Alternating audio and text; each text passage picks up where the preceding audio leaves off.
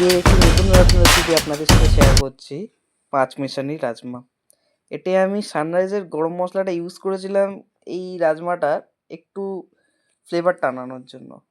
এই দেখতে পাচ্ছেন আপনারা, ছোট্ট হাতের রান্না, নতুন রান্না করতে শিখলে যা হয়।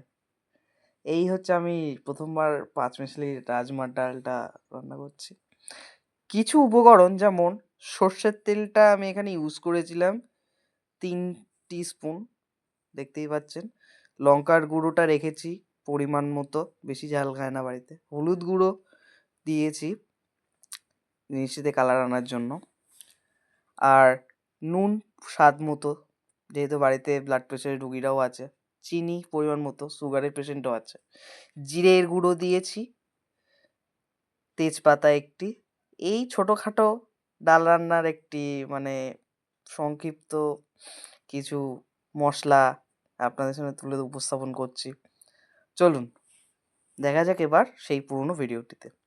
এখানে আমি প্রথমে প্রেসার কুকারে ডালগুলোকে ধুয়ে নিয়ে ভালো করে সিদ্ধ করতে দিয়েছিলাম।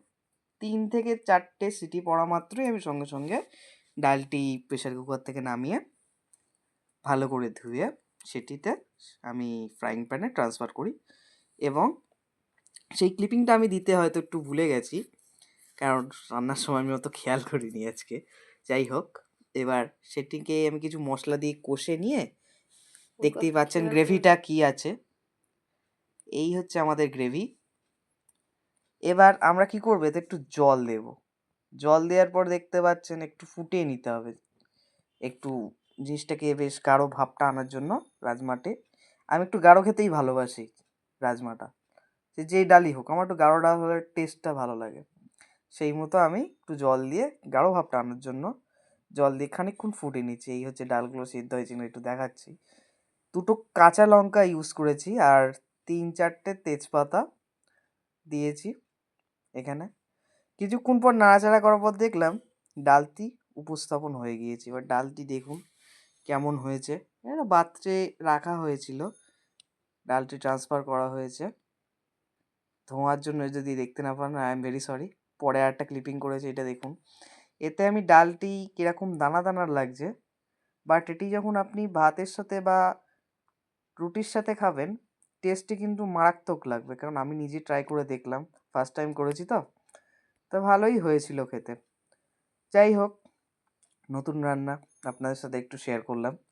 বেশি টাইম নেই, এটি করতে আমার 5 থেকে 6 মিনিট টাইম লেগেছে। এই তার সাথে আরেকটি উপস্থাপনা যেটা আমার মা রান্না করে দিয়েছিলেন, ফুলকপির রসা। দেখুন দারুণ করেছে। একেই বলে কাঁচা হাতের রান্না আর পাকা হাতের রান্না। পাকা হাতের রান্না দেখেই বোঝা যায় একটা আলাদা কালার, একটা আলাদা টেক্সচার আছে। এর সাথে ভালোই লেগেছিল খেতে। নিরামিষ রান্না হলো আমার মতন নতুন রসিকদের কাছে একটা মারাত্মক জিনিস।